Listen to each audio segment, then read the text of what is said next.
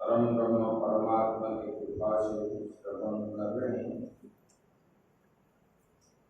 तो कल तक हमने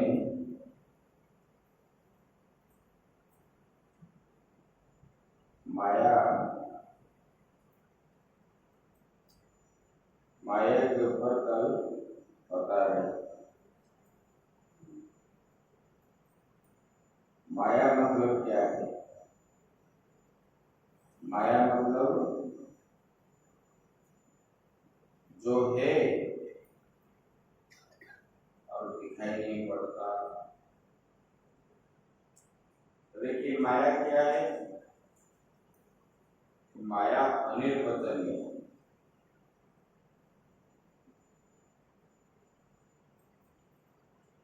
मतलब इसका बोलना मतलब बोल नहीं पाते, अनिर्वचनीय। और बताते हैं मैं और मेरा, ये तो बता दिया संस्कृत में, मतलब जो है लेकिन दिखाई नहीं पड़ता।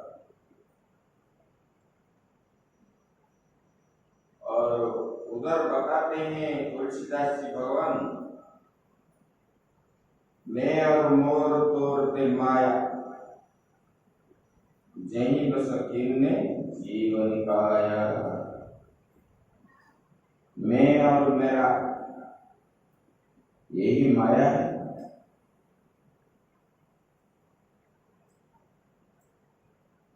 वो गोचर जहाँ लगी मन जाय, सो सब माया जाने हुआ। जहां जहां ये मन लग जाता है वही माया है। इसका मतलब ये जो संसार है, मन किस में लगता है? मन ज्यादा लगता है तो विषय में लगता है। मन कहता है देखना है, मन बोलता है कि खाना है, मन बोलता है कि विश्राम करना है। ये जो है ये सब एक दुष्ट अतिशय दुख रूपा, जो बस जीव पराभव रूपा। ये जो विषय है ये क्या है? बोले कि ये दुष्ट है और ये दुख रूप है। जहां जहां ये मन लग रहा है ये क्या है? मन दुख में ही पड़ता है। हर समय चिंता नहीं होता है क्या करूं, कैसे करूं, ये सब। ऐसे मतलब माया ऐसा है, उसको ही माया समझ। माया फिर भी माया को कहाँ छोड़ते हैं लोग? जानते हैं ये नहीं है, कुछ भी नहीं है, मिथ्या है, फिर भी उसके पीछे दौड़ते हैं। किस लिए दौड़ते हैं? ना ये अभ्यास हो गया है। जैसे कि आप क्या बोलते हो, चाय नहीं पीने से सिर दर्द हो रहा है, बोलते हो कि नहीं? जब जन्म हुए थे तब चाय पी के जन्म हुए थे? उस समय तो नहीं थे, उस समय तो दर्द नहीं हो रहा। मतलब दीर्घ दिन जो अभ्यास हो गया, पहले तो नहीं पीते थे। दीर्घ दिन अभ्यास के कारण इसको हम क्या कर नहीं करते, छोड़ नहीं पाते। और छोड़ना भी कठिन नहीं है। ये सब जो है ये मन का खेल है। मन में आ गया तो हो जाता है, मन में नहीं आया। जैसे कि सुबह उठते हो ब्रह्म मुहूर्त और आलसी के कारण क्या बोलते हो, और 5 मिनट लेट जाए, तो 5 मिनट के बदले क्या होता है, 1 घंटा हो जाता है। मन को थोड़ा ढीला कर दोगे तो उसमें क्या होता है, मन चाहता है मुझे और भोग करना चाहिए। ये सब मन का खेल है। जब मन में दृढ़ हो जाता है नहीं नहीं हमको उठना है, तब आराम से उठ जाते हो और ना नींद है ना कुछ भी है। जैसे कि कहीं जाना है रात्रि को 2 बजे, तो फिर नींद कैसे खुल जाती है? इसी प्रकार मन का ही सब कुछ है।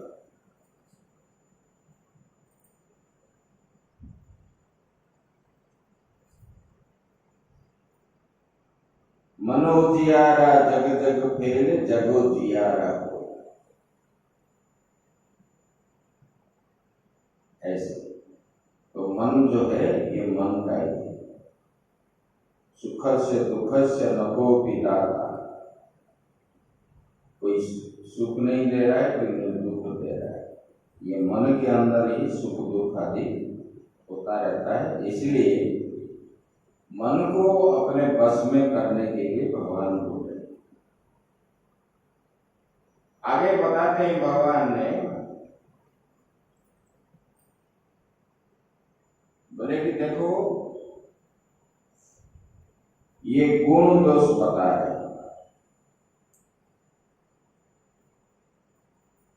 बोले कि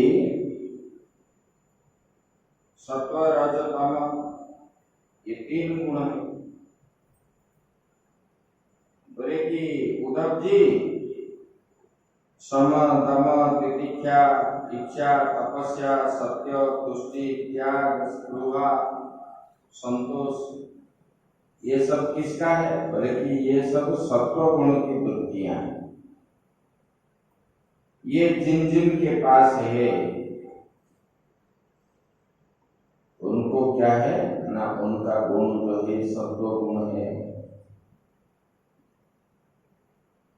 मन में जब ये सब होता है तब जानोगे कि अभी सत्व गुण है मेरे पास। सबके पास 3 गुण है, लेकिन जिस समय जो होता है वही गुण होता है। ये सम दम तितिक्षा तपस्या सत्य तुष्टि त्याग स्पृहा मतलब इच्छा संतोष, मिले या ना मिले हर समय जो संतोष रहता है। लेकिन ये सत्व गुण की वृत्तियां, ये सब अपने पास रहने से जानोगे कि अभी मेरे पास सत्व गुण है। जब भी मन में अभिलाष आ गया, व्यापार आदि, ये करने से मुझे क्या फायदा है, ये है, ऐसे वाले वृत्ति जब मन में होता है जानोगे ये क्या है, अभी रजोगुण है। और जब क्रोध गुस्सा होते हो, लोभ होता है, हिंसा, ये सब तम की वृत्तियां। मैं मेरा तो ये वृत्तियों का सन्निपात है। लेकिन वृत्तियों के अनुसार ही मन जो है अपने अपने कर्म करता है जीव। जैसे जैसे आपके अंदर वृत्तियां है वैसे वैसे आप कर्म करते हो। वृत्तियां जब मन में सात्विक गुण है, बुद्धि वृत्ति है, तब पूजा पाठ में मन लगता है। जब रजोगुण आ जाता है तो अच्छा अच्छा भोजन करने की मन है, घूमने के लिए मन है, भोग विलास के लिए मन उसी समय होता है। जब तमोगुण बन जाता है तब जो है उस समय दूसरे के प्रति क्रोध आता है, द्वेष होता है, लोभ होता है, ये सब तमोगुण वृत्तियां हैं। इसीलिए लोगों के व्यवहार से मालूम पड़ जाता है कैसे प्रकार ये। लोग परीक्षा नहीं करते, देखते ही मालूम करते और पहचान हो जाता है उनका स्वभाव कैसा है। बोले कि देखो अपने अपने कर्म करता है, बोले वृत्तियों के द्वारा, कर्म के अनुसार उनका गति होगी। बोले कि अपने मन को देख कर के ये समझना चाहिए कि इस समय कलियुग है कि त्रेता है कि द्वापर है कि सत्य है।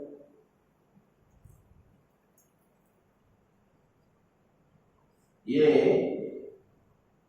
बोले कि असल में मन की बुराई वृत्तियां जो है बुरा स्थान है, मन की इच्छा ही अच्छा स्थान और अच्छा समय है।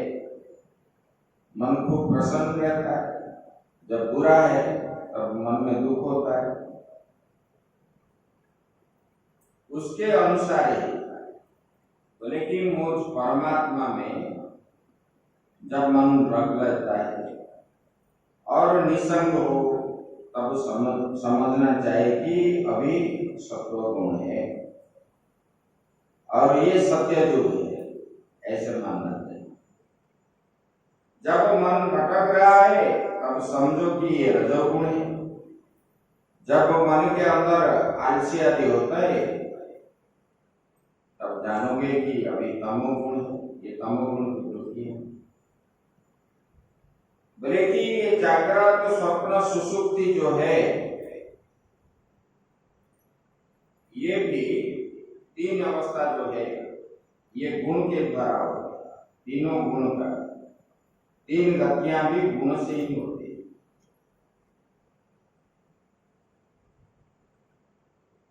बोले कि ये गुण, बोले कि जब मनुष्य अपने को जानने के लिए चेष्टा करता है, बोले कि वो जो है सात्विक ज्ञान है। मैं कौन हूं, मैं कहां से आया हूं, मेरा कर्तव्य क्या है, ये जब जानने के लिए कोशिश करता है तो जानोगे ये सात्विक ज्ञान है। और भेदों को जानता तो राजस ज्ञान है। भेद बुद्धि जब रहता है और मूढ़ता को जानोगे तो ये त्यामस ज्ञान है। भगवान गीता में बताया ना, ये कृपण है, ऐसे। बोले कि मुझ परमात्मा का ज्ञान हो जाए, भगवान को जो जान लिया वो क्या है, बोले कि वो निर्गुण ज्ञान है। वो ज्ञान में कुछ गुण नहीं, जो पूरा समझ लिया, जान लिया, बोले कि वही निर्गुण ज्ञान। बोले कि गीता में ज्ञान का उपदेश तो किया गया है,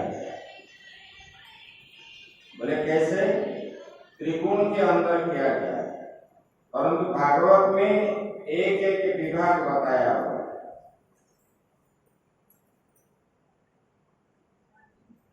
बोले कि वन में रहना, यहाँ पर कहा गया वन में रहना ये सात्विक है, और गांव में रहना राजस है, और जो है जुए घर में रहना ये तामसिक गुण है। जुए में, बाजार में, फास्ट फूड में, ये सब। बोले कि मेरे मंदिर में रहना ये निर्गुण है, गुणातीत।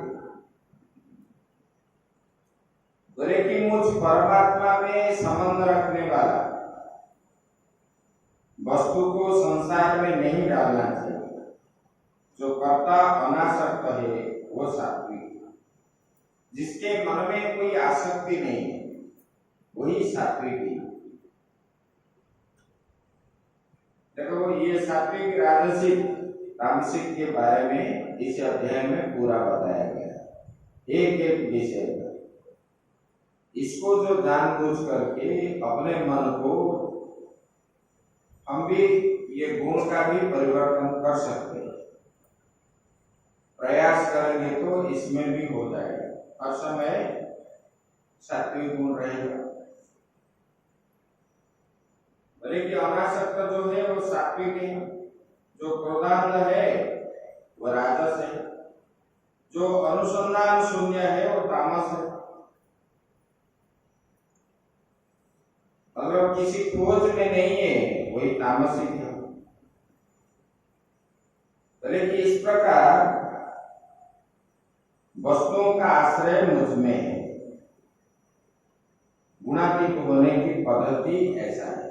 मान लो कि हर समय भोग विलास करने का मन हो रहा है, अपने को ज्ञान होना चाहिए, अरे इस वस्तु में तो कुछ है ही नहीं, मैं क्यों इसके पीछे पड़ रहा हूं।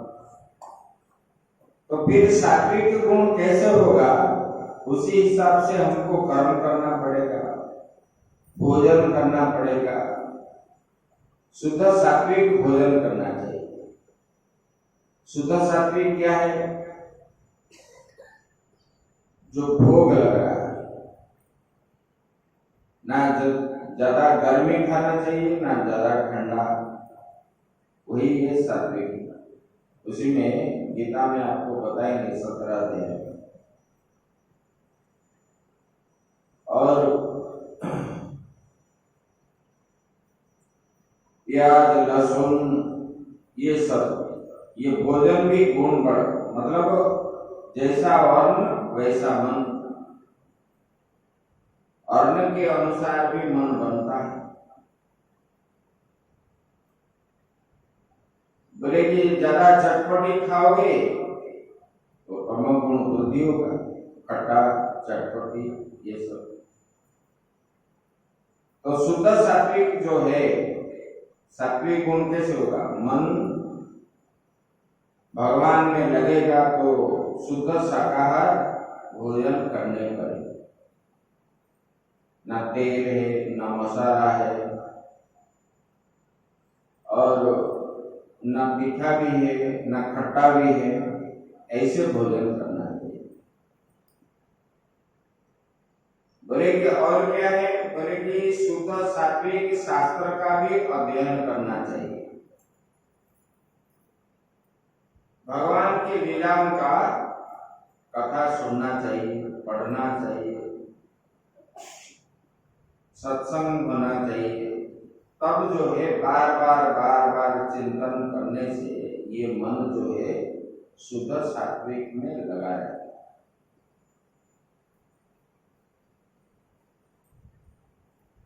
और जैसे भोजन करेंगे, जिस स्थान में रहेंगे, जिन लोगों के साथ मिलेंगे, जैसे कि हम लोग काला चश्मा पहनते हैं तो हमको संसार क्या दिखता है? काला ही दिखता है। और सादा ग्लास पहनेंगे तो सादा ही दिखेगा। ऐसे मन में हम जैसे भोजन करेंगे उसी प्रकार मन बनेगा, जिस प्रकार संग करेंगे वैसे मन जाएगा, और जिस स्थान में रहेंगे मन भी इस प्रकार होगा। तो बोले कि शुद्ध सात्विक होने के लिए भगवान ने बोले मेरा ही आश्रय लेना चाहिए, भगवान का ही हर समय चिंतन मनन करने से अपने आप हो जाएगा। और हमको दुख आदि जो होता है वो आश्रय नहीं लेने पर ही हमको दुख आदि होता है। अगर हम उनके आश्रय लेंगे तो मन में दुख नहीं होगा।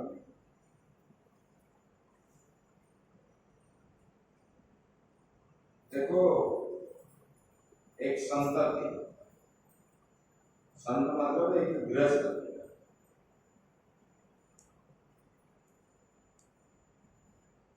और उनको उनके गुरु ने बता दिए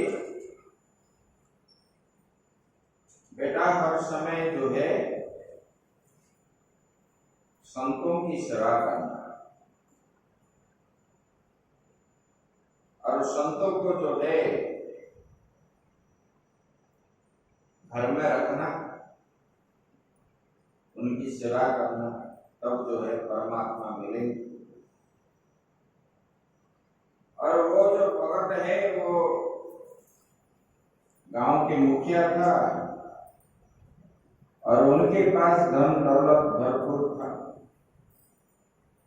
नौकर चाकर ये सब भी थे उनके पास। उनके एक बेटा और एक संत आए तो उनके साथ उनका संबंध हुआ, तब उनको अपने घर में रखने लगा। और संत जी जो है रोज सत्संग सुनाते थे।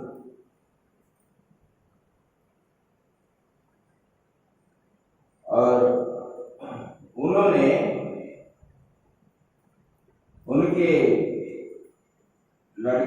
साथ उनका ज्यादा संबंध हो गया, तो बच्चों के साथ खेलते थे, घूमते थे। ऐसे एक दिन वो बच्चे ने गले में हार लगाया, कुछ जन्मदिन आदि हुआ था उनका, तो माता ने लगा दी, श्रृंगार आदि कर दिया और संतों के साथ घूमने चला गया। संतों के मन में ये धन, सोना चांदी, हीरा नीला देख करके उनके मन में थोड़ा आसक्ति भाव हो गया और उन्होंने वो बच्चे को मार कर ले गए और गाढ़ा करके डाल दिया।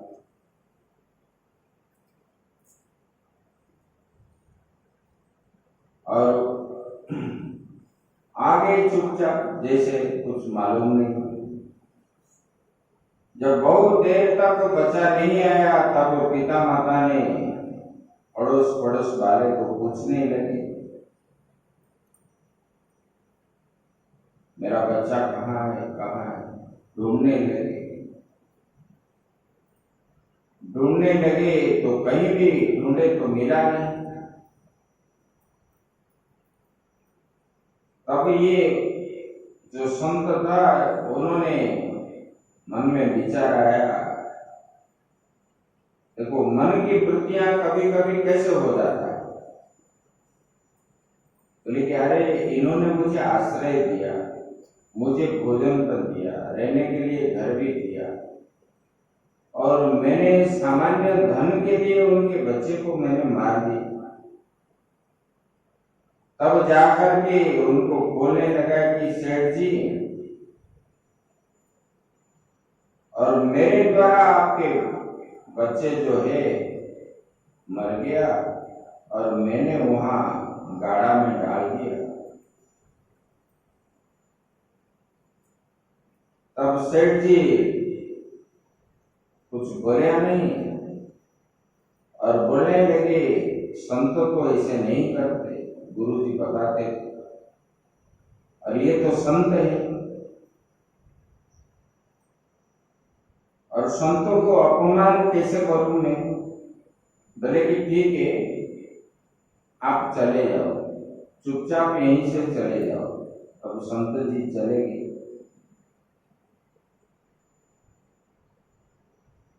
और उनके बच्चे का संस्कार भी उन्होंने किया। संत जाने के बाद गुरु जी को ये बात पता चल गया, अरे मेरा शिष्य तो है, मेरे बात मान करके संत का सेवा की और संतों के द्वारा उनका पुत्र मर गया, और संतों को भी कुछ नहीं बोला, मेरे वाक्य को विश्वास मान करके फिर गुरु जी आ गए।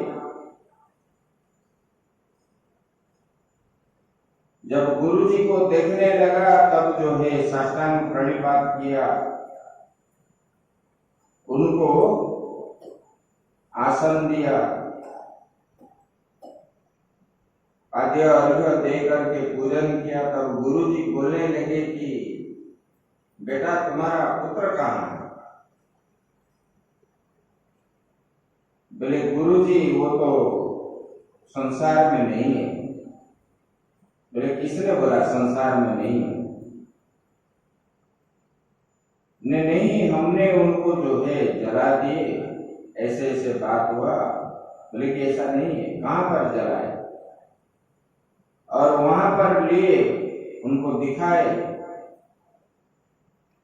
फिर गुरु जी ने अभिमंत्रित करके जल को छिटका लगा दिए, तो वो बच्चा आ गया, फिर बोलने लगा, पिताजी मैं यहाँ हूं।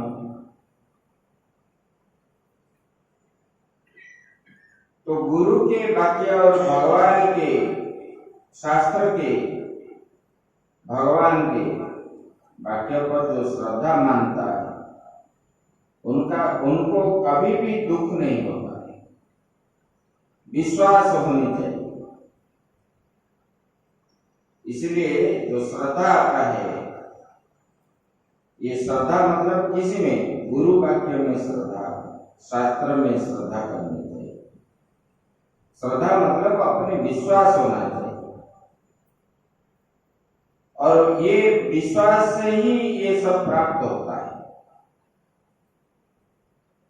शास्त्र जो बोलता है और गुरु जी जो बोलते हैं उसको अंधे जैसे मान लो,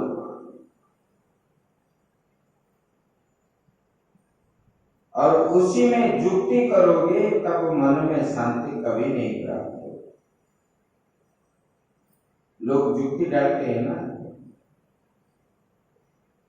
भगवान ने ऐसे कर्म किए, ऐसे किए। अच्छा, भगवान ने ऐसे तो कर्म किए, भगवान ने जो सब किए, आप क्यों नहीं करते?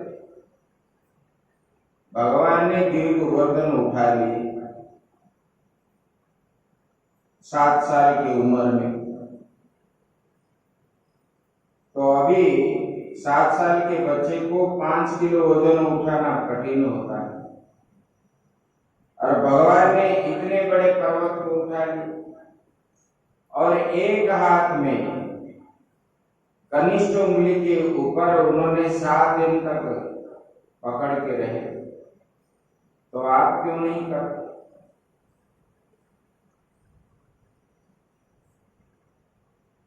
भगवान का जैसे जैसे लीला,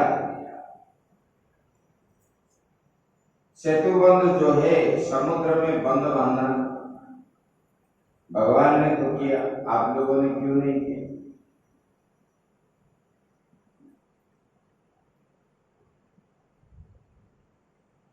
पत्थर जो है पानी में भासता है, कैसे? तो ये जो है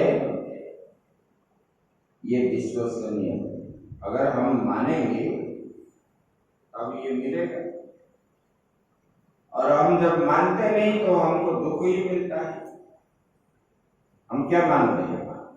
जो आंख में दिखता है वहां जाने से क्या फायदा है, ऐसे लोग मानते हैं ना। एक बार हम लोग बेंगलोर में सत्संग कर रहे, वहां पर बड़े बड़े विद्वान भी गए। हम 16-17 महात्मा गए थे।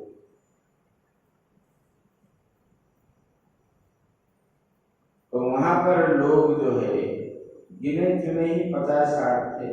जैसे जैसे महात्मा गए थे इतना लोग नहीं थे, और वहां लोग पैसा दे देंगे लेकिन समय नहीं देंगे, वहां हिसाब लगाएंगे। 1 घंटा हम काम बंद करेंगे तो हमारा इतना रुपया कट जाएगा।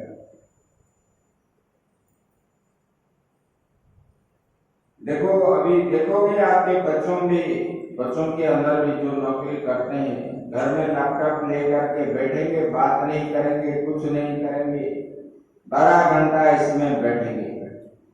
उनका जो ग्रुप मीटिंग चल रहा है, और घर में बैठ के काम करते हैं, पैसा तो देखते हैं, कभी शांति मिलती है? ये तो कैदी से भी और बड़ा है। जैसे खदान के अंदर काम करने वाले लोग कोल माइंस में, वो सुबह उठते ही जाते हैं खदान के अंदर, और रात्रि को 8-9 बजे वापस सोएंगे। 2-4 घंटा जो सोएंगे, घर में खाएंगे पिएंगे, दिन भर तो इधर उधर होके थक जाते, फिर खदान में जाते। इन लोगों को बाहर दुनिया मालूम नहीं है। मेढक जैसे कुएं के अंदर होता है तो बोलता है कि ये साम्राज्य जो है ये मेरा है, मैं इसी का अधीश्वर हूँ, मैं यहीं का राजा हूँ। ये दुनिया इतना बड़ा ही है, उससे और बड़ा नहीं।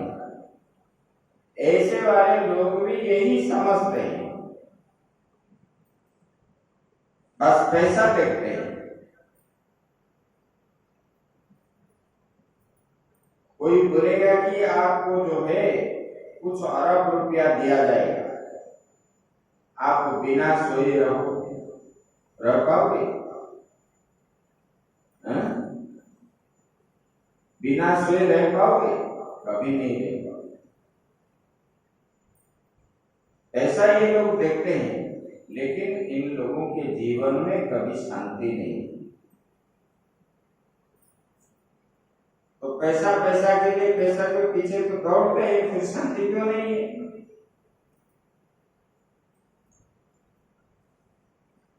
विषयों के पीछे जो दौड़ते हैं, विषयों के अंदर दुख ही मिलता है, सुख कभी नहीं मिलता।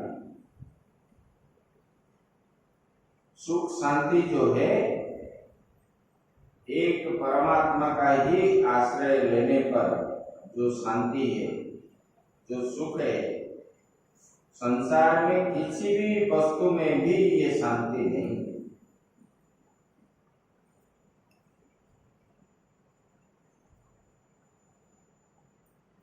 ऐसे बड़े बड़े राजा भी हार मान गए।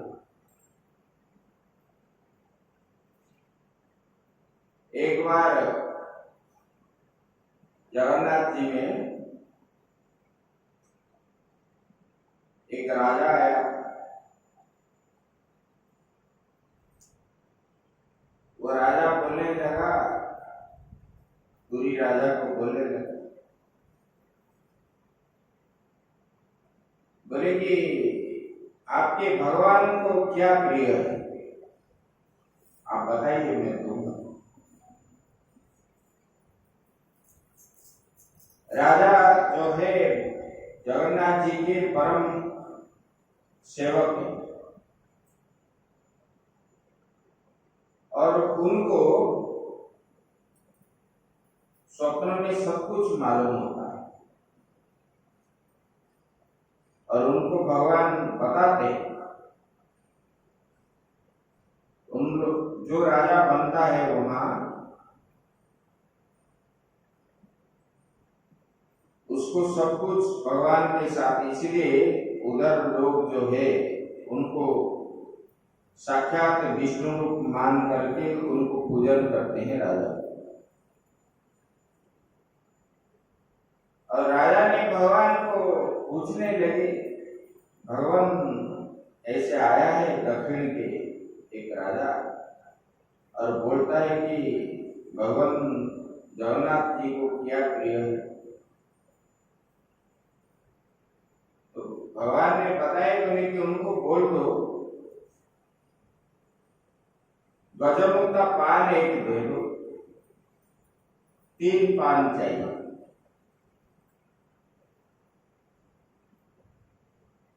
तो गज के अंदर मुक्ता मिलता है, और हर गज में नहीं रहता है मुक्ता।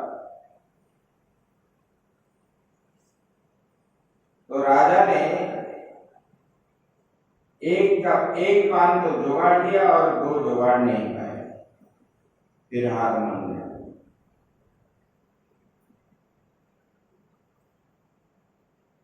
एक बार क्या हुआ, 81 में 80 में, उस समय एक नंदिन सरस्वती नाम के चीफ मिनिस्टर थे,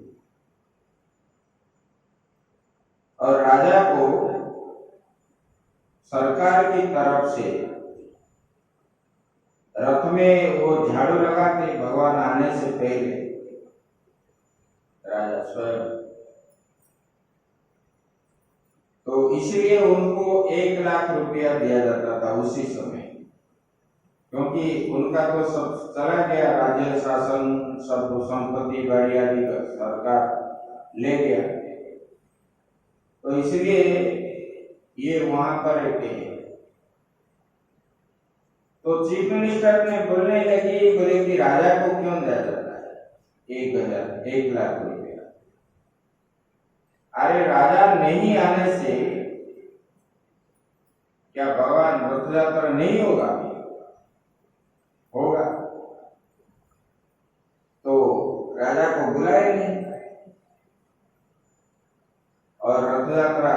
शुरू करने लगे। तो भगवान को तो अपने आस्थान से रथ तक ले आए, लेकिन नीचे से रथ के ऊपर कोई चढ़ा नहीं पाए। इतने मोटे मोटे रस्सियां जो है भगवान को कमर को बांध करके ऊपर खींचते हैं, और जैसे भगवान ऊपर चढ़ गए और इन लोगों ने बांधे, वो पूरा फटफट हो करके जैसे टूट गया, और भगवान जैसे बचे ऐसे ऐसे पलटी मार करके नीचे आते हैं ना, भगवान भी ऐसे नीचे, ऐसे 8-10 बार पंडों ने, सब लोग तो नहीं ले पाते, पंडाओं ने लेंगे। और उन्होंने गुस्सा दिखाया। राजा इधर जो है अपने घर में खा पी करके सोए, और ऐसे होने के बाद पंडों ने भी भगवान को गाली गुलज करने लगे। वहां का पंडा बड़ा असभ्य है, आजकल थोड़ा बहुत है, ठीक है, प्रशासन की वजह से, ऐसे कि भगवान को भी थापड़ा भी लगा देते ऐसे रथ यात्रा के समय। तो राजा को, जो पहले राजा लेटे थे, उनके पीठ में एक थापड़ भगवान लगा के बोले कि तू उधर सोया है आराम से, उधर जो है लोग परेशानी हो रहे हैं। और भगवान नहीं गए, नीचे ही खड़े। तब राजा तुरंत ही जैसे थे इसी अवस्था में आए गए पैदल, वो पालकी में आते हैं, पैदल आगे आकर के साष्टांग प्रणिपात हुए भगवान कीचड़ के ऊपर, उस समय हम देखें, और भगवान को स्तुति करने लगे। हम जैसे बच्चों के साथ प्रेम करते हैं ना, राजा ने आए भगवान को स्तुति आदि किए, अपने हाथों से जैसे बच्चों को स्नेह आदि आप लोग करते हो, इसी प्रकार राजा ने भगवान को भी किए, प्रतिमा को। तो फूल जैसे पंडों ने भगवान को उठा करके ले गए और भगवान बैठ गए। तब लोगों ने वो चीफ मिनिस्टर को गुस्सा हुए और उन्होंने आया ही नहीं। तब जो है वो भी हिंदू है, ब्राह्मण ही है, सतपति मतलब वो नैष्ठिक ब्राह्मण है, ऐसे भी लोग होते हैं। तो भगवान का जो है अभी नहीं, ऐसा नहीं है, अभी भी है। हमारा जो है अपना समर्पण भाव जो है अभी नहीं है। अभी ये राजा जो अभी जो राजा है इसके समय के बाद,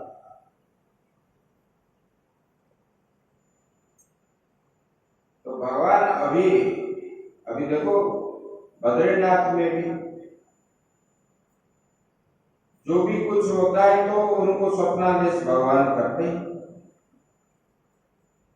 बौद्धों ने उनकी मूर्ति तोड़ करके, अभी जो बद्रीनाथ देख रहे हो, ये मूर्ति को तोड़ करके डाल दिए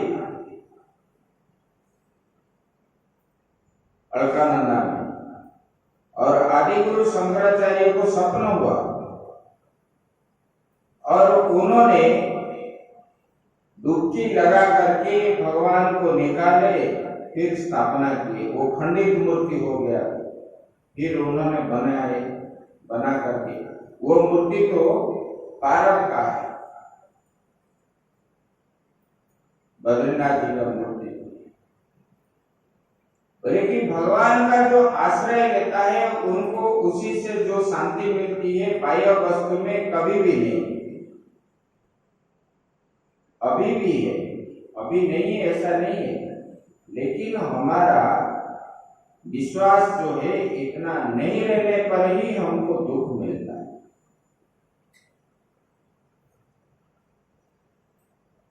मल्लक्षणमिवं कायं लब्ध्वा धर्म आस्थित आनंद तं परमात्मानमात्मस्तं समुपैति माम्। बोले कि देखो भगवान ने क्या बोले, बोले कि मत लक्षणम इमं कायम। बोले कि जैसे जैसे मेरा अवतार है, भगवान क्या बोले, बोले कि जब मत्स्यावतार धारण किए, बोले कि मछलियों में यह व्याख्यान देने के लगते हैं कि जैसा मैं हूं वैसा ही मेरा शरीर मैंने तुम लोगों को दिया। जब बड़ा अवतार हुए तब बोले कि तुम लोग मुझे ही अपना भजनीय समझो, मेरे से अतिरिक्त और संसार में कोई है ही नहीं, मेरा ही भजन करो। बोले कि वैसा ही मैं हूं, आओ मेरे भजन करो।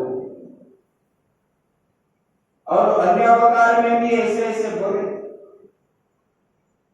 बोले कि जबकि भगवान मनुष्य के मध्य में है तब कहते हैं कि उद्धव जी मल्लक्षणम एवं कायम, जैसा मैं हूं बोले कि वैसा तुम ही हो।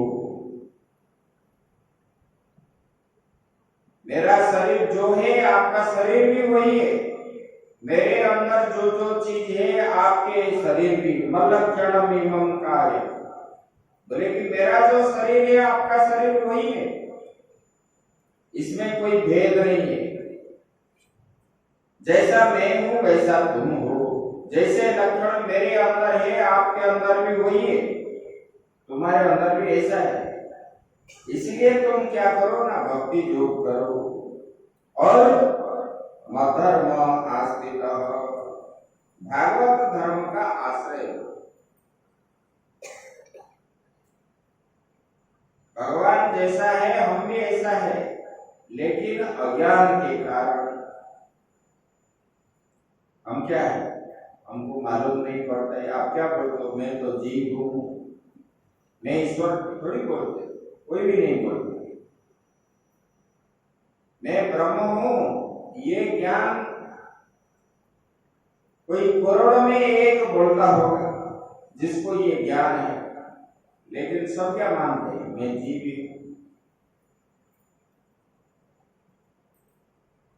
अगर जीव हो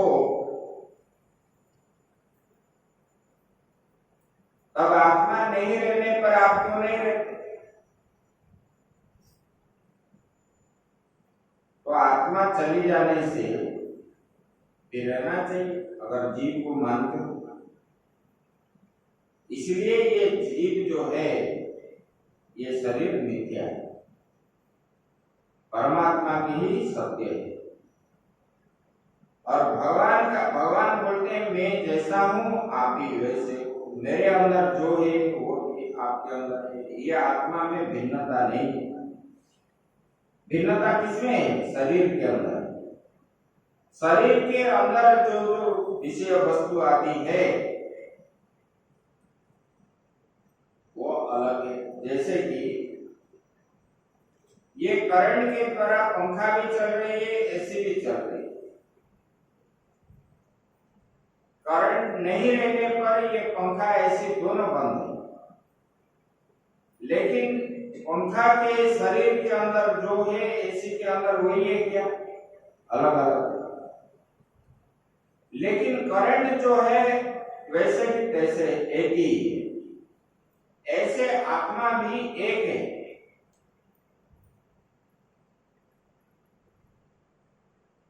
लेकिन हमारा जो शरीर है वही अलग है। इसलिए भगवान ने बोलते हैं मेरे और आपके अंदर जो है कोई फर्क नहीं है। नहीं समझने के कारण हम लोग क्या बोलते हैं, मैं तो अलग हूं। यही बोले कि जैसे लक्षण मेरे अंदर है आपके लक्षण भी वही है। अच्छा, आत्मा में कभी भिन्नता है क्या? जैसे भगवान का आत्मा जो है हमारा आत्मा भी वही है। जैसे कि कुएं का जल है, कुएं के जल से हम एक जग निकालते तो वो जल क्या जग का जल अलग है? नहीं, कुएं का जल जो है जग का जल भी वही है। ऐसा ही बोले कि इसलिए भक्ति करो, मद्धर्म आश्रित, भागवत धर्म का आश्रय लो। आश्रय लेने से इसका फल क्या होगा बताते हैं। आनंदम परमात्मा महात्मा समुपैति माम, बोले कि तुम्हें क्या मिलेगा? आनंद का साक्षात्कार होगा। मतलब मुझ परमात्मा का ही आपको जो है साक्षात्कार हो जाएगा मेरे आश्रय लेने पर। ये जब समझ लोगे मैं जो हूं मैं जीव नहीं हूं, मैं परमात्मा का अंश हूं, मेरे और भगवान के अंदर कोई भेद नहीं है, ये ज्ञान जब हो जाएगा आपको जो है ये संसार के दुख विषय वासना आदि ये सब नहीं रहेगा और भगवान का स्वरूप जो है आप जान जाओगे। उसमें जो आनंद है वो आनंद का साक्षात्कार आपका होगा और आप जो है और जो है जन्म मृत्यु चक्कर से पार हो जाओगे। बोले कि आप लोगों को जो गुण दिखाई दे पड़ रहे हैं वो वास्तविक नहीं है, वो माया मात्र है। गुणेषु माया मात्रेषु, वो जो गुण है जो दिख रहा है ये सब प्रपंच है। धला सफेद नीला लाल काला ये सब जो दिख रहा है बोले कि ये सब माया है। बोले कि मोह देखकर तम का, क्रिया देखकर रज का, ज्ञान देखकर सत्व का केवल अनुमान किया जाता है। ये सांख्य मार्ग होता है। जब किसी वस्तु में हमको मोह आ जाता है, आसक्ति होता है, बोले कि ये तम गुण होने से ही हमको किसी वस्तु में आसक्ति होता है। बोले कि कार्य को देख करके आप केवल जो है कार्य को देख करके ये रजोगुण का जानते हो और ज्ञान को देख करके सत्व का अनुमान करते हो। जब ये ज्ञान हो गया सत्व गुण है। बोले कि त्रिगुण जो है प्रत्यक्ष होता ही नहीं, केवल अनुमान करते हैं हम, प्रत्यक्ष नहीं दिखता है। जैसे वो दीवार को हम प्रत्यक्ष देखते हैं, ये प्रतिमा को प्रत्यक्ष देखते हैं, ऐसे अपने अंदर जो गुण है ये प्रत्यक्ष नहीं दिखता है, अनुमान के द्वारा हम जानते हैं। अनुमान मतलब हमारे अंदर जो प्रकट होता है गुण, कभी पूजन करने के लिए मन होता है, कभी भगवान का शास्त्र पढ़ने के लिए मन होता है, कभी सत्संग में बैठने के लिए मन होता है, तब हम जानते हैं कि हमारा जो है अभी सत्व गुण है। ये अनुमान के द्वारा हम जानते हैं। जैसे कि कहीं दूर स्थान पर हम देखते हैं धुआं निकल रहा है, तो हम क्या प्रमाण करते हैं? जत्र जत्र धूम्र तत्र तत्र बन्नी। धुआं है तो वहां आग अवश्य होगा। हम तो देखे नहीं, हम अनुमान लगाते हैं। ऐसे गुण भी जो है अनुमान के द्वारा, वो साक्षात हम देखते नहीं है, अनुमान के द्वारा ही हमको प्रतीति हो रहा है। कोई बोले कि ये अनुमान प्रधान मत है, उनका खंडन करके वैदिक मत की स्थापना की गई। बोले कि ये अनुमान को खंडन करो और वेद में जो कहा गया है उसी को ही ग्रहण करो।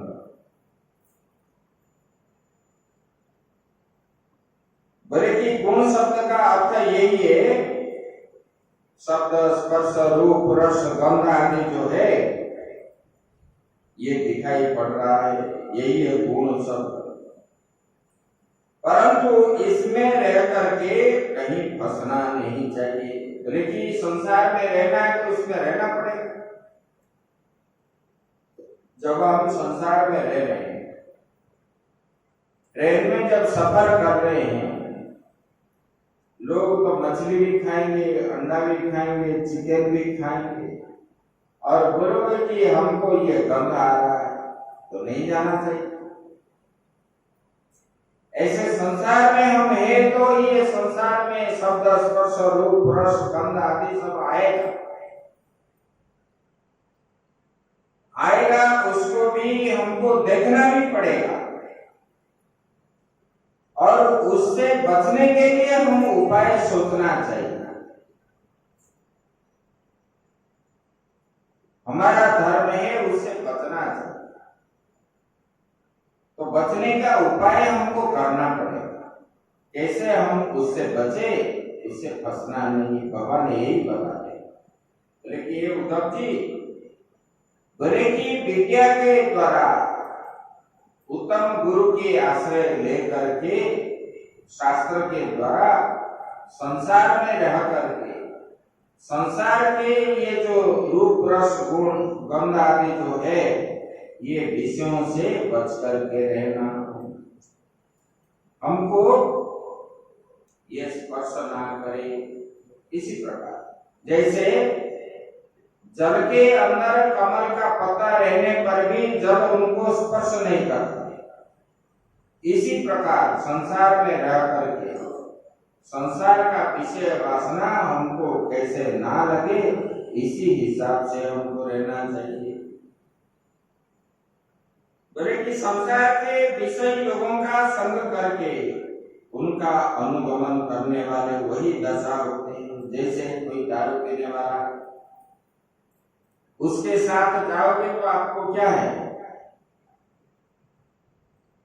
एक दिन बोलेगा थोड़ी सी ले लो, कुछ नहीं होगा। देखो हम लोग भी पी रहे, इसमें क्या फर्क पड़ता है। एक ने एक बार हमको बोला कि महाराज हम तो नवरात्रि में तो ये जो है भोग लगता है भगवान को। हम बोले कि भगवान को भोग तो अगर लगता है, भगवान ने तो विष पान किए थे, आप क्यों नहीं पीते, लाओ हम भी विष आपको पिलाते हैं, क्यों। बोले ऐसे कैसे हो, बोले कि ऐसे नहीं तो ये भी कैसा है, विष भी तो भगवान ने ग्रहण किए थे, सुराही भगवान ने ग्रहण किए, ऐसा नहीं है। बोले कि ये जो सुरा ये नहीं ग्रहण किए थे भगवान ने, ये तो भगवान ने सोमरस ग्रहण किए थे, ये सोमरस नहीं है। ऐसे भी लोग जो है विषय लोग ऐसे ऐसे बोल के लोगों को उनकी तरफ खींचते हैं, तो उससे बचना चाहिए।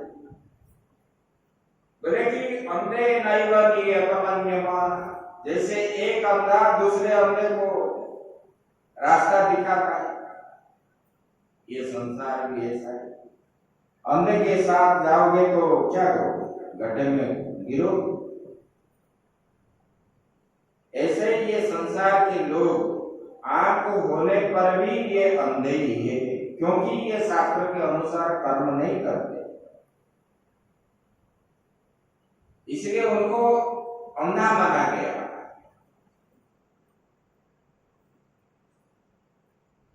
जो संध्या बंदन नहीं करते, वेद पाठ नहीं करते, दोनों, उसी को बोला जाता है अंधा। और वो संध्या बंदन करता है, वेद पाठ आदि नहीं करता है, तो उसको बोला गया है काना। यही भागवत में कहा गया है।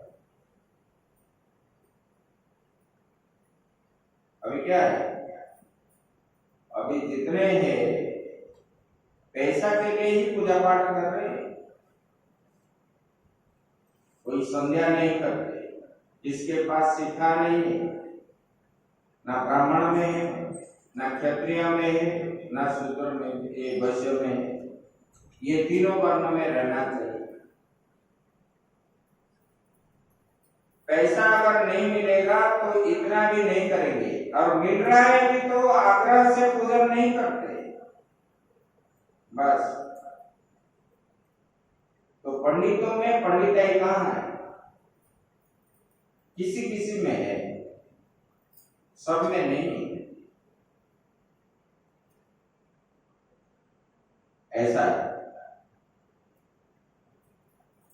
बोलेंगे कि सुबह सुबह कौन उठता है, भगवान का भजन कौन करेगा, इसमें क्या मिलेगा? लेकिन जिस दिन बड़ा भंडारा है, देखोगे चिता तिलक काट के और जो है बढ़िया बढ़िया वस्त्र पहन करके आ जाएंगे पंडित जैसे, महात्मा जैसे लोग। कुंभ में आप देखोगे हरिद्वार में भी 12 महीना जो है, 6 महीना गृहस्थ है, 6 महीना सन्यासी, जानते हो आप? ऐसे आते हैं, उनके पास 2 प्रकार के ड्रेस होते। हम नए नए ब्रह्मचारी थे, हरिद्वार ऋषिकेश आए,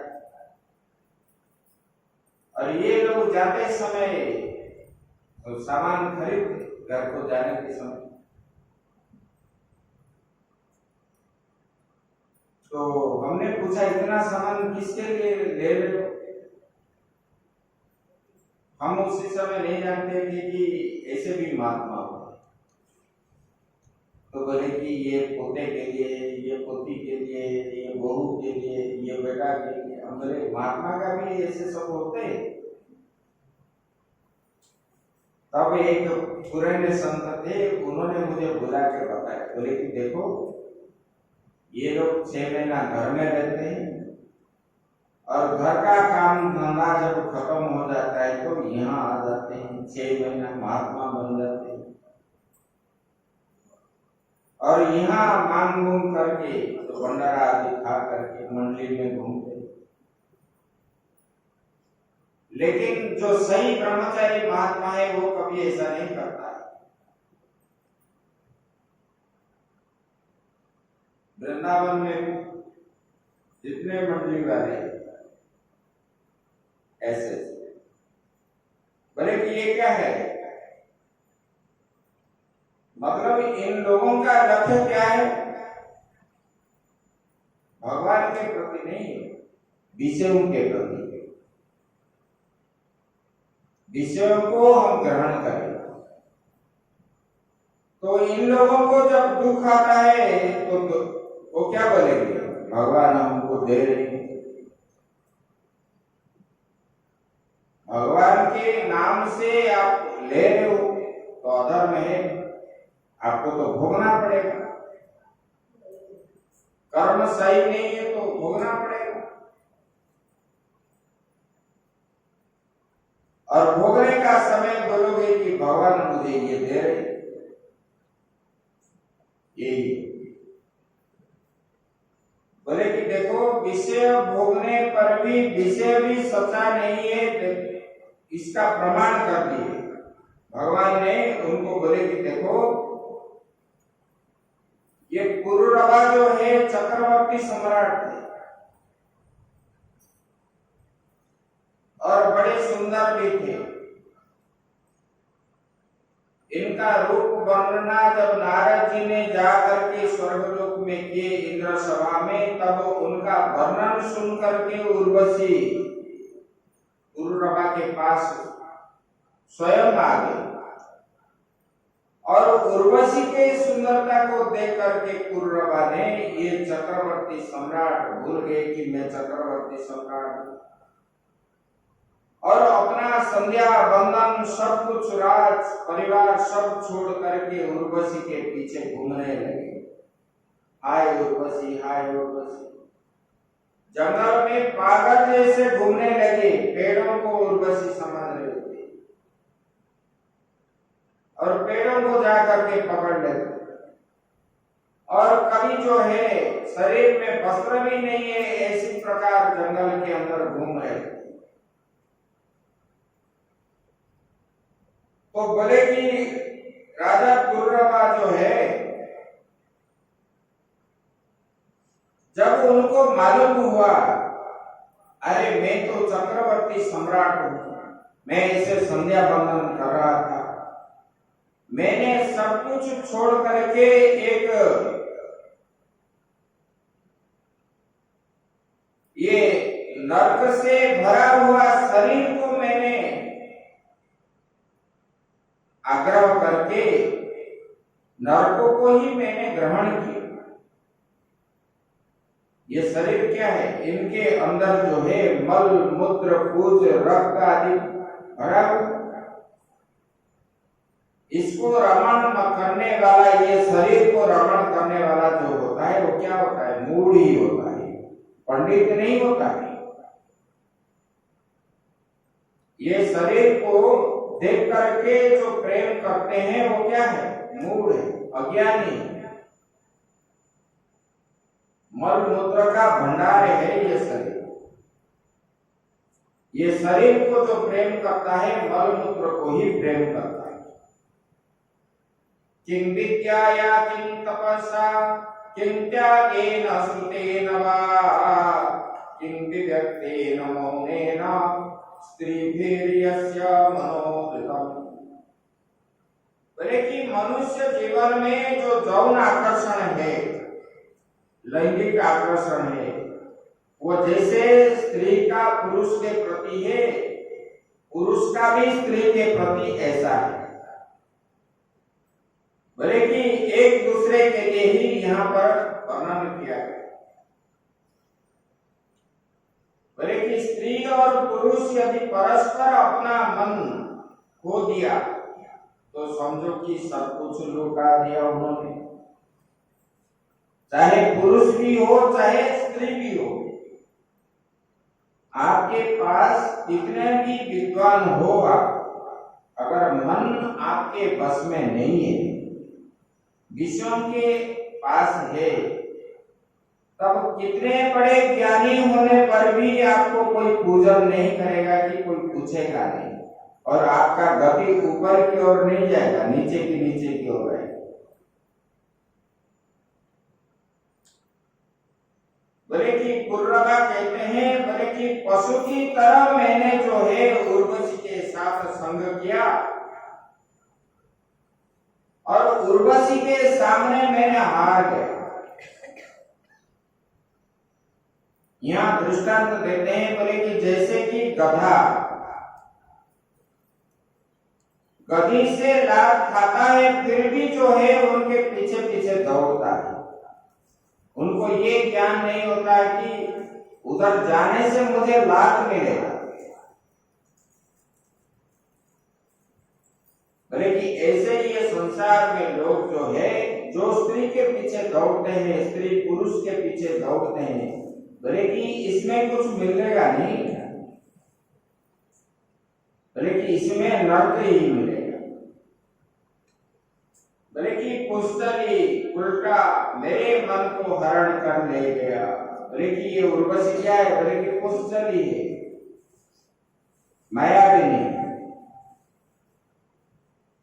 मन को हरण करके ले गई। तो मेरा संध्या बंधन छूट गया, मैं चक्रवर्ती सम्राट में हो करके मैंने अपना राज्य, प्रजा, अपना स्त्री बाल बच्चे सबको छोड़ करके एक ही उर्वशी के पीछे हाय उर्वशी करके मैंने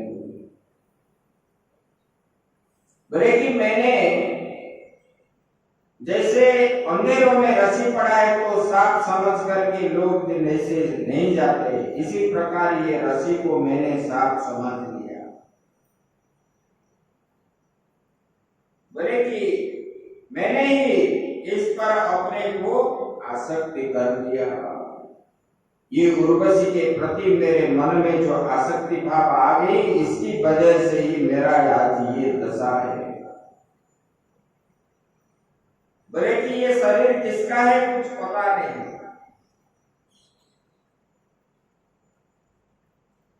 पत्नी कहती है ये शरीर मेरा है, माता पिता कहते हैं हमने ये शरीर को पैदा किया है, और बोले कि स्वामी कहता है कि मैंने उसको पालन किया इस शरीर। और आग भी, जीव भी कहते हैं कि एक दिन जो है इनको हम भस्म कर लेंगे। और शुगर सियार कहते हैं कि ये शरीर तो हमारा भोजन है, ये शरीर किसका ही नहीं है। लेकिन ऐसे स्थिति में ये शरीर के बारे में अहो सुभद्रम सुनसम सस्मितम च सुखस्त्रिय, लोग कहते हैं इस शरीर में क्या बढ़िया नाक है, कितना सुंदरता है। लेकिन भर्तृहरि कहते हैं ये शरीर क्या है, स्तनौ मांस ग्रंथिं कनक कलश विद्युरूपी मर्तौ मुखं श्लेष्मगारं तदपि च शशंकेन तुरीकम्। वैराग्य सत्र में दिया है बोले कि ये जो शरीर को, स्त्री को आप सुंदरता मान करके उनके पीछे दौड़ते हो, बोले कि ये शरीर क्या है, बोले कि ये मांस की गांठ है। ये मांस क्या है, बोले कि ये शरीर के अंदर मल है, मूत्र है, पूज है, रक्त है, ये इसके अंदर जो है, उसके बाहर ये चमड़ी जो है, ये चमड़ी जो है सुंदरता देख रहा है, लेकिन उसके अंदर जो है ऐसा है। और बोलते हैं कि ये जो है सोने का कलश है। अज्ञानी लोग क्या बोलते हैं, अरे ये तो बड़ा सुंदर था, ये सोने का कलश जैसा। बोले कि मुख में उनका क्या हो जाता है, लाल भर जाता है, टपकता है। बोले कि ये अधरामृत है, अमृत जैसे ऐसे मान करके अज्ञानी लोग इसको जो है बोलते हैं। भर्तृहरि महाराज ने ऐसे, मैंने आपको सुनाया था ना वो पिंगला, रानी पिंगला के बारे में, भर्तृहरि का बीच में, इसी प्रसंग में उन्होंने बताया। बोले कि इसलिए पुरुरवा ने कहा कि बोले कि ये क्या है, विणमुद्रा पूयरमताम कुर्मेणाम कीलंतरम। बोले कि जो स्त्री को या स्त्री पुरुष को अच्छा मानता है, बोले कि वो किसी में रमण करता है, बोले कि निष्ठा में, मूत्र में ये रमण करते हैं। उनमें और कीड़ों में, कीड़े में क्या अंतर है, बोले कि ये शरीर के अंदर जो है, नरक के अंदर जो कीड़ा है, वो कीड़ा और ये शरीर में भेद क्या है। बोले कि मनुष्य को बहुत संभल करके रहना चाहिए। बोले कि ये संग नहीं करना चाहिए, बोले कि ये संग से बचना चाहिए। बड़े बड़े विद्वान भी काम, क्रोध, लोभ, मोह, मद, मात्सर्य, ये सबसे विश्वास करना नहीं चाहिए। तब जो है ये पुरुरवा को उर्वशी का मोह छूट गया और उनको ज्ञान हो गया, मैंने चक्रवर्ती सम्राट होकर के भजन नहीं किया इतना दिन, ये मायाविनी नारी के पीछे मैंने दौड़ा और मेरा सब कुछ चला गया, मैं अभी और उसी में नहीं जाऊंगा। उसको ये ज्ञान हो गया। तब उन्होंने, राजा पुरुरवा ने तपस्या करने लगा, अंत में भगवान को प्राप्त हो गया। भगवान कहते हैं, बोले कि उद्धव जी, संत वही है जो मेरा लीला कथा का श्रवण, गायन और अनुमोदन करते हैं। बोले कि इससे ही उनका जो है भक्ति वृद्धि हो जाती है। भक्ति ऐसे नहीं आएगा हर समय सुनने पर, मनन करने पर, चिंतन करने पर, सत्संग जाने पर ही उनका ज्ञान बुद्धि होगी। भक्ति लब्धवतः साधु किमन्यदवशिष्यते। बोले कि भक्ति मिल गई तो और क्या बाकी रह गया, और कुछ बाकी नहीं संसार में। बोले कि जिसने अग्नि का आश्रय ले लिया तो उसको शीत और नहीं होगा, क्योंकि अग्नि का आश्रय ले ठंडा कहाँ हो, ठंडी नहीं हो। और जो है भय भी नहीं रहेगा, क्योंकि अंधेरा जो है मिट गया। बोले कि तम अज्ञानता कैसे होगा, ज्ञान प्राप्त हो गया। ऐसे भवसागर से डूबने वाला व्यक्ति को अगर भक्ति हो गया तो उनको भी ये सब चीज नहीं होगा। भले कि संतोर विभ्यतोरणम, इस संसार से जो डर रहा है उनके लिए संत ही एक शरण है।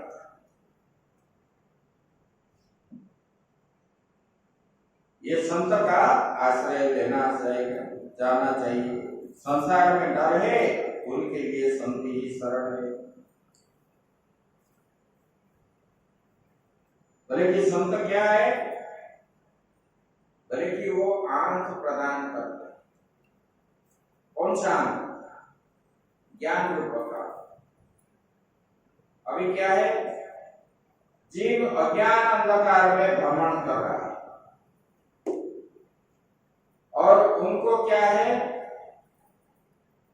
ज्ञान रूपक आलोक मिल रहा है। बोले कि इसलिए भगवान ने कहा संत ही देवता है, संत ही बंधु है, बांधव है, आत्मा है। बोले कि वो संत मैं ही हूँ, संत और कोई दूसरा नहीं है। संत के रूप में मैं ही हूँ, भगवान बता रहे। संत आत्मा हमें बचाओ। बोले कि उद्धव जी ऐसे पूर्णवा जो है मेरा साक्षात्कार हुआ और उर्वशी युक्ति गुहा उनका मिल गई और अंत में उन्होंने मुझे ही प्राप्त कर लिया, ऐसे बोले। तो इसलिए जीव जो है विषयों को त्याग करके भगवान का ही आश्रय लेने पर, पहले लोग जो थे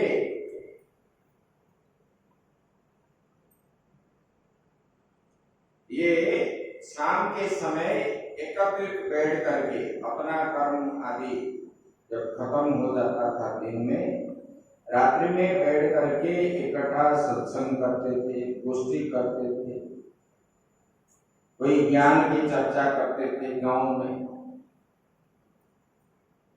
अभी जो टीवी आया, ये टीवी की वजह से लोगों का क्या है, अड़ोस पड़ोस में भी संपर्क नहीं रहा। मोहल्ले में एक जगह पे रहते हैं, निवास करते हैं, तो पड़ोस वाले के साथ संपर्क नहीं रहता। उनके घर में चोर घुस रहा है तो बोल रहे हैं तो उनके घर में तो घुसा है, मैं क्यों जाऊं। लोगों का स्वभाव कैसे बदल गया, इसलिए ये सब जो देख करके लोग आज क्या बोल रहे हैं, हम एडवांस से, हम इतने आगे बढ़ गए, लेकिन बुद्धि जो है उनका संकुचित है, विशाल नहीं है बुद्धि, सीमित में रह गए। बस अपना स्वामी है, स्त्री है, बच्चे एक दो है, बस इतने में ही उनका संसार है। ना पिता माता है, ना भाई बहन है, ना समाज है, ना कुछ भी नहीं है। देखो हम छोटे से जब बड़े होते हैं, समाज का भी हम ऋणी हैं। कैसे? हमने जो स्कूल में पाठ पढ़ रहे हैं, जो विद्या हमको सिखाए, जन्म से अपने माँ बाप से हम जितना नहीं सीखे, पड़ोस से ज्यादा हम सीखे।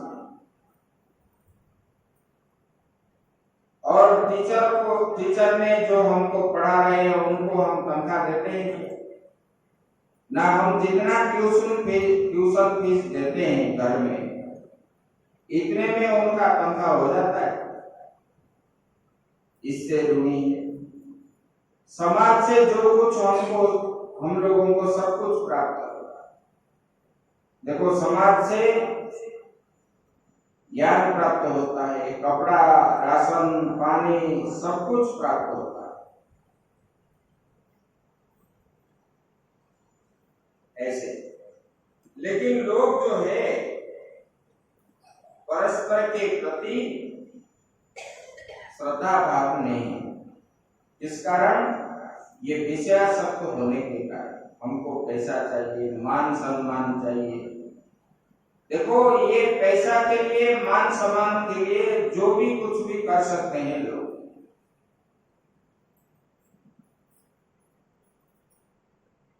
अपने पिता माता को भी बेच देते हैं, बदनाम भी कर लेते हैं। और बाहर की बात क्या है?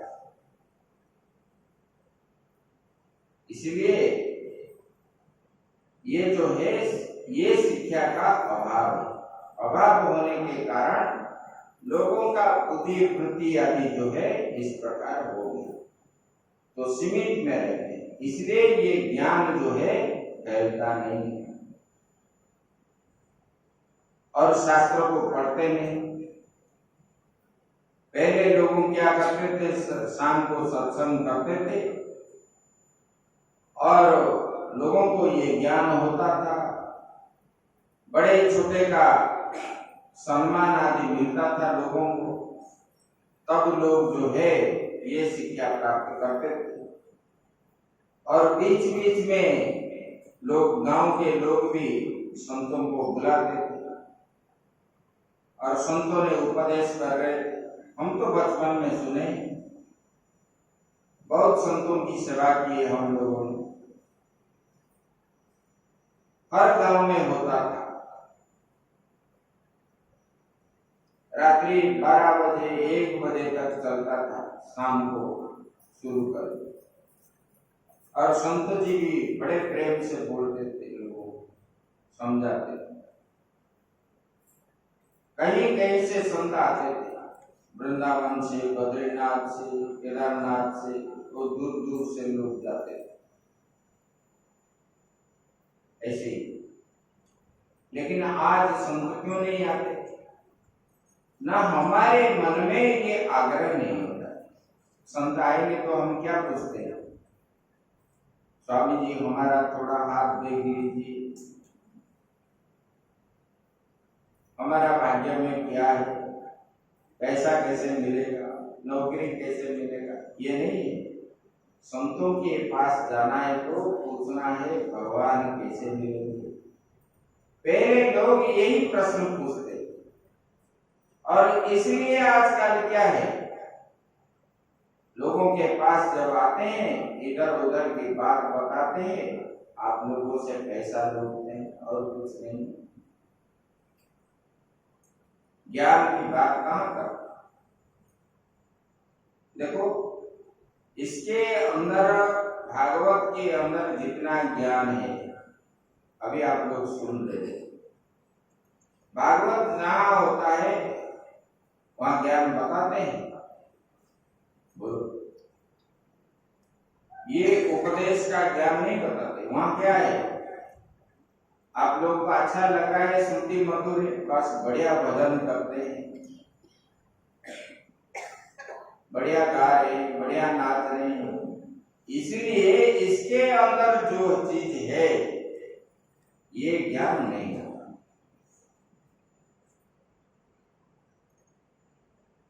इसलिए इसके अंदर जो ज्ञान की बात है,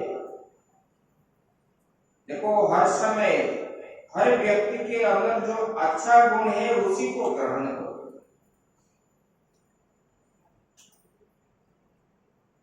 व्यक्ति कभी खराब नहीं है, हर व्यक्ति के अंदर कुछ अच्छा गुण है, उसी को ग्रहण करो, उसी को बुराई मत करो। बुराई देखने से वो व्यक्ति हमको खराब नहीं दिखेगा, इसलिए शास्त्रों को भी ऐसे ही है। और शास्त्र को पढ़ने का इच्छा रखो, सुनने का इच्छा रखो, तब जो है ये मिलेगा। आगे की बात हम कल। ओम पूर्णमदः पूर्णमिदं पूर्णात् पूर्णमुदच्यते पूर्णस्य पूर्णमादाय पूर्णमेवावशिष्यते। ओम शांति शांति। श्री राम जय राम जय जय